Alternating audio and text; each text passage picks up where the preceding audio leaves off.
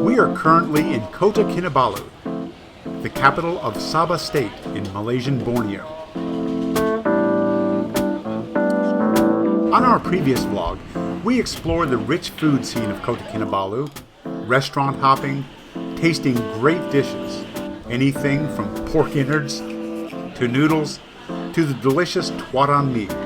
There were awesome laksa dishes too, and in fact, there are so many amazing dishes and restaurants that we had to continue on with this video. We'll start our food journey today at Kota Kinabalu's Central Market, where you can find so many exotic fruits that you can only find in Borneo, including this guy, a Tarap fruit. This is the typical Sabah fruit. It's called the Tarap, and I think it's a cross between, it's not really durian, but cempedak and durian. And ringgit. Terima kasih. And it costs 5 ringgit, so it's just like $1.25. But this is it, Tarap, and we're gonna eat it at home. Alright, we're at home and we're about to open this Tarap fruit. And I asked actually how to open it, and it's supposed to be with your hands. It's supposed to be easy. Oh wow. Ooh, it's not the prettiest fruit. And thankfully it doesn't smell bad like durian or cempedak, but it absolutely got distinctive smell I've never smelled before. But it actually smells pretty appealing. Alright, I'm gonna take one out. Pluck. It's like mini jackfruit. If you had jackfruit before, so it's sort of like a cross between jackfruit and cempedak. Most of you probably haven't had a clue what cempedak tastes like. It is kind of slimy yet chewy. It's really good. I'm not kidding. Michael, you gotta try this. Okay, the true test comes with me, because Halif will pretty much eat anything. That's what the seeds look like. I like it. It tastes like a mild version of cempedak. And I really like cempedak. I don't know if I like this better or not. I think I like cempedak a lot, so not as creamy as a cempedak. Interesting though. So that's Tarap for you. And just to avoid getting all over my hands, I'm gonna take a few of these and eat them in bulk.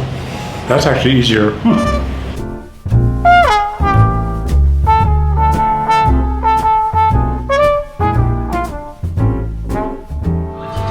Okay, right now we're at D Place Kinabalu, and this is the traditional place to eat Kota Kinabalu food.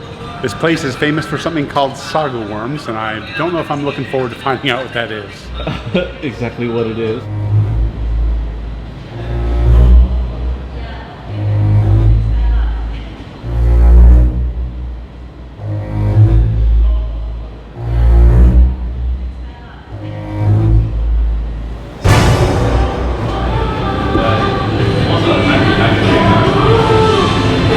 I'm not touching that. Even harder than you think, seriously. Traditional Kota Kinabalu food includes the SAGO worms, or actually it's called the Butod here. I just get one, a single one just to try, and it is fried because you get the fried or raw, and I would rather have it fried. Oh, I'm nervous now. Why do I always end up eating bugs?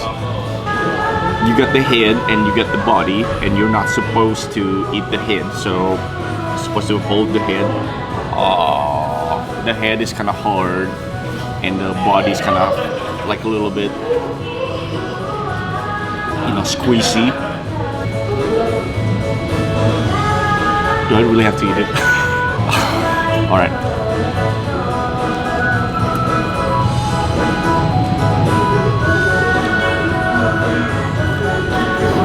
It's actually not bad at all.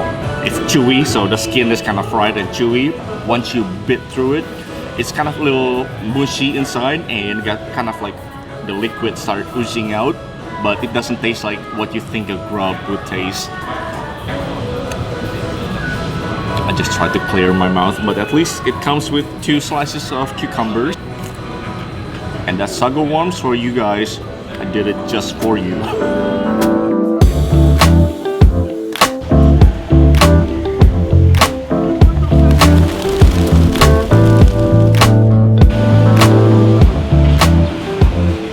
Next on the list is Kedai Kopi, which is the coffee shop called Siang Kedai Kopi.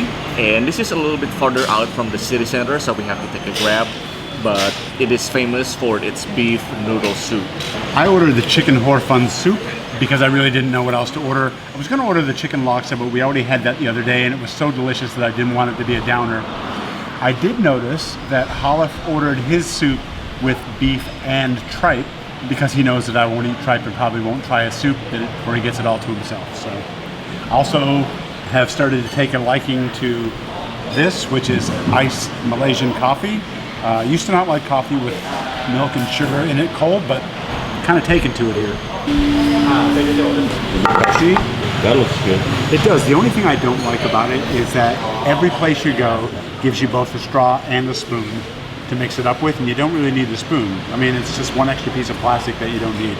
So if you remember, when you come in a restaurant like this, just ask them to leave the spoon out. You don't need it. You can do it all with the straw. I think you need one of them, but you don't need both. It does look really good. Happy face. Happy face. Already the broth is amazing. It's really good. Normally you put either vermicelli or regular noodles in this, but I asked for mee noodles because I really like them a lot. So that's what I got.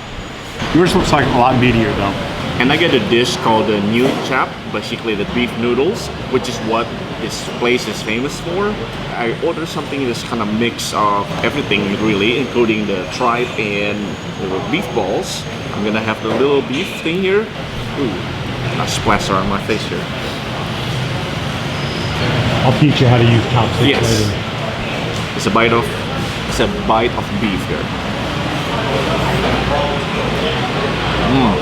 It is so tender. The beef is very sweet because it just kind of melts in your mouth, kind of quality, but it tastes really, really good.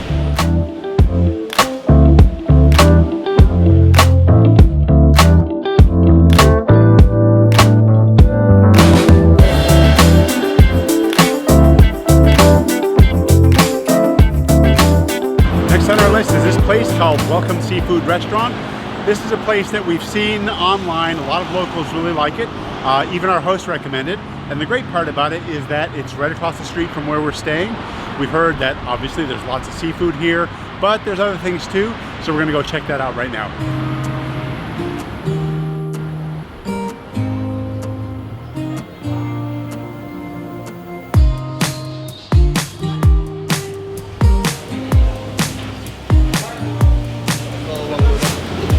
Fish, prawns, shells.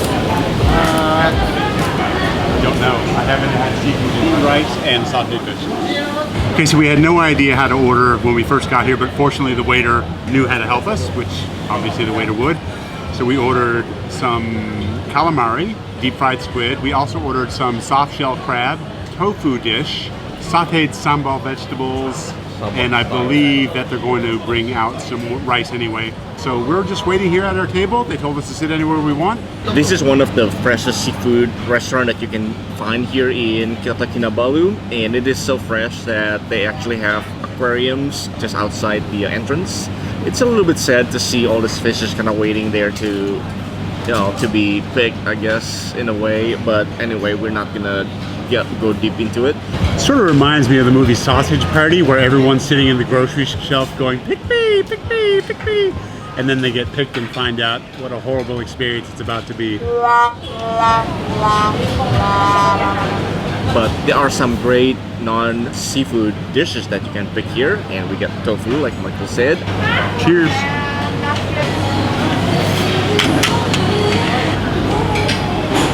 It's a lot of food.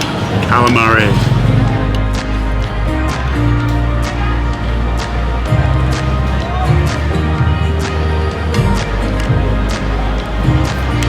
Trying the soft shell crab, and it's the first time I've ever had soft shell crab, although I've seen it lots on Chopped or Top Chef or something. One of those food shows you watch.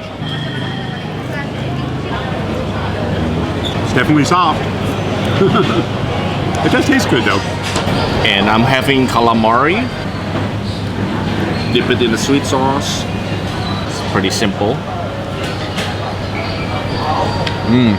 It's actually pretty good. Are you supposed to eat the whole thing? Fried tofu, dipped in what looks like mayonnaise, but we'll see in a minute.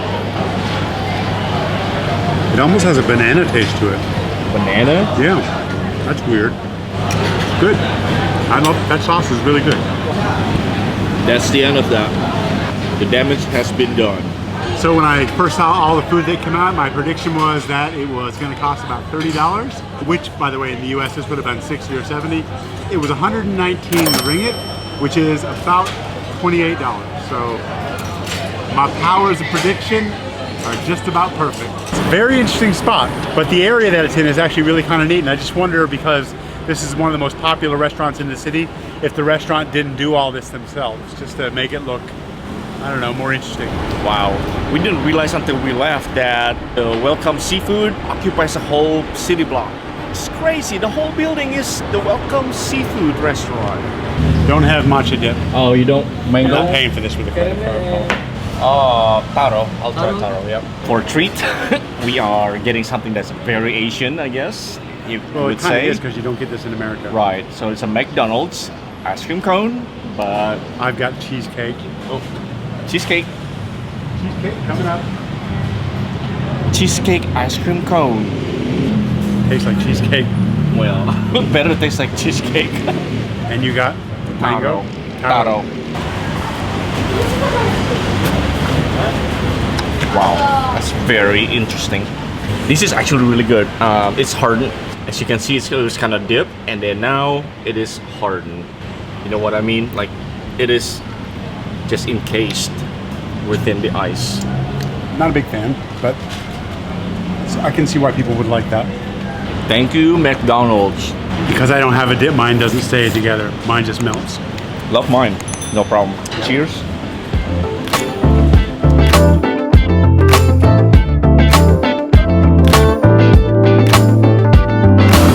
The Siang coffee. Siang, oh my god, sorry. Siang kedai kopi. Run it.